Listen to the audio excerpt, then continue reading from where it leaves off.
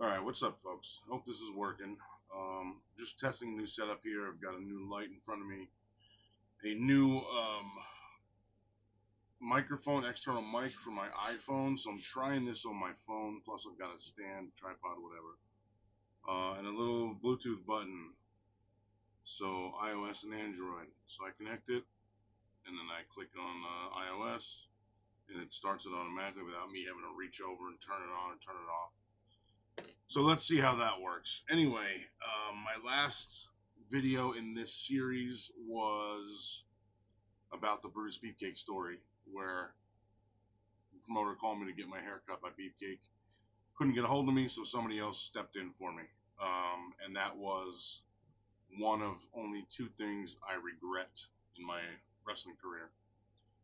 So of course, this prompted people to ask me in DMs and on YouTube, what was the other thing that you regretted? The other thing was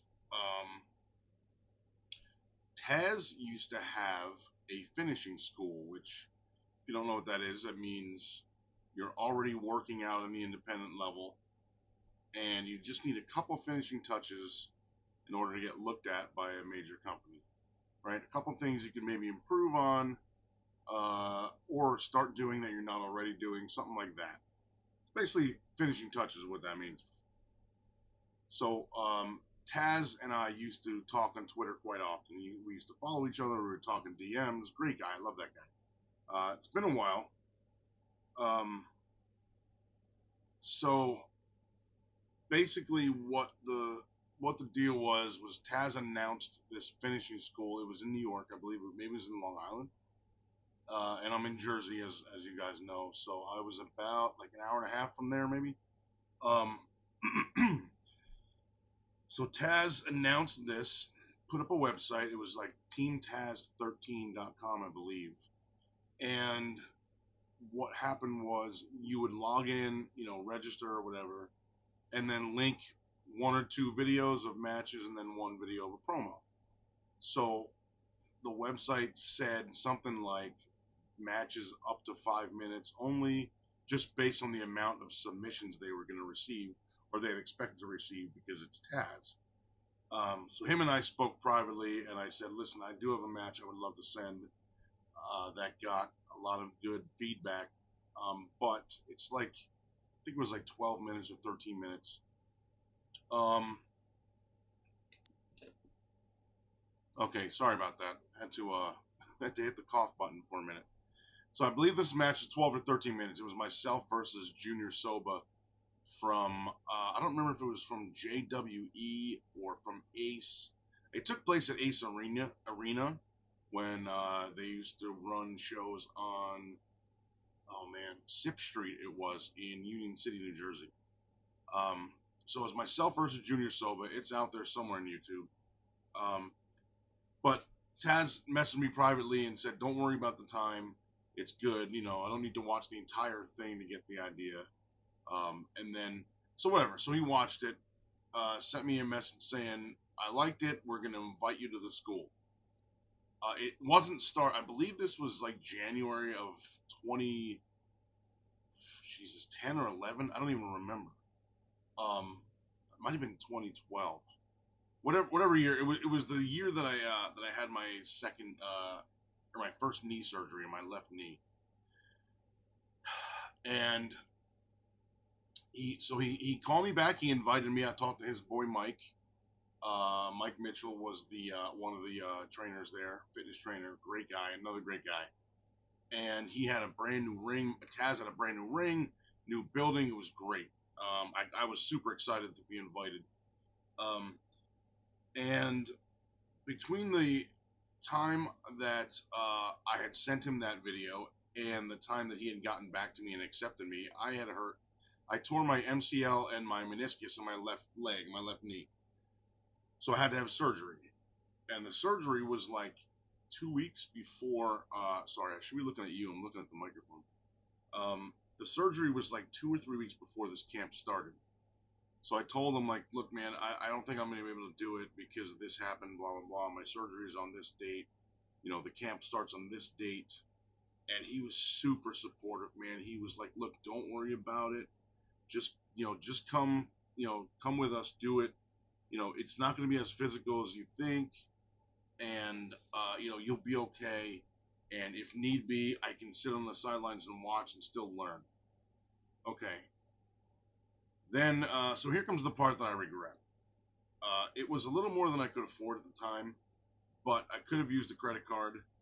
Um, but the problem was I couldn't get I had a very high paying job at the time, an office job, high paying for me at least, and I couldn't get the time off from work to go. It was, if I remember correctly, it was 6 weeks in a row.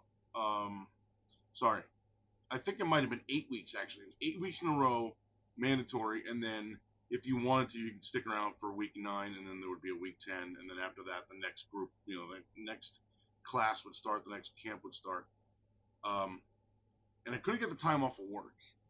And I remember thinking, if I don't, if I just call out on those 8, 9 weeks in a row, they're going to fire me. Then I have nothing.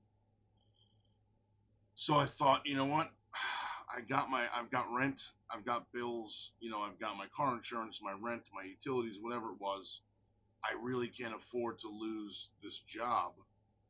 So unfortunately, I told Taz, like, look, man, I can't get the time off of work.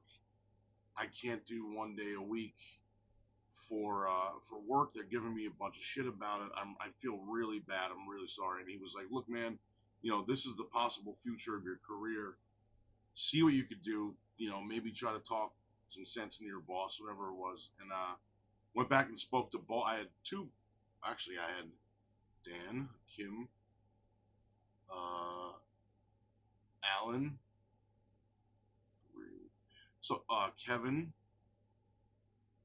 and no, four. So I had four bosses at the time. So I had to get a unanimous decision from all four of them to let me do this, and basically I didn't get it. So I ended up not attending. And then during those weeks, because I had my surgery. Uh, my I was only out of work for 2 weeks, so that would have been still 7 or 8 weeks that I would have had to take off in a row. Because at the time I was thinking, hey, if I get disability, then I get, I'll be out of work for 6 or 8 weeks anyway. I could just go that way. But uh, unfortunately for the situation, but fortunately for me, I was only off my feet for 2 weeks. I was only on crutches for the 1 week. I was just out of work for two. So I didn't want to pay the full amount and only be able to go twice and not be able to go the following 7 or 8 weeks. So long story short, that is my second only.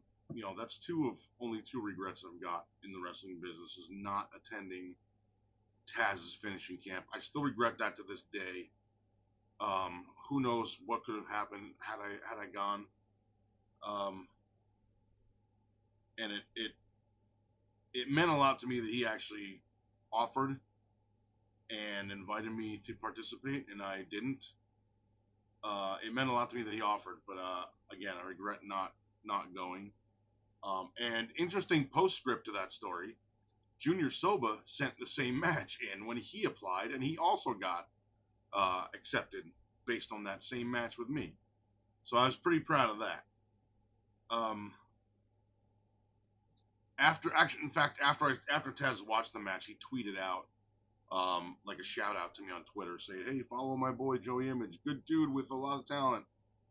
And I always appreciated that, and I love Taz. He's always been good to me. He gave me a shout out when he used to do his morning show, the Taz show. He gave me a shout out a couple times on that show. But yeah, so that's my second regret in the wrestling business, not attending Taz's finishing camp. I hope he knows that I regret that and that I'm very sorry for not attending. So guys, again, thanks for watching, thanks for following, thanks for subscribing. Any other questions, please. I am at JoeyImageYT, as in YouTube, on all social media. My email is joeyimage@gmail.com. You can reach me that way. Probably the best way to get me is either via email or Twitter. So guys, thanks again for watching. Thanks for subscribing, and I will see you later. Okay, now the button doesn't work. Try to turn this off.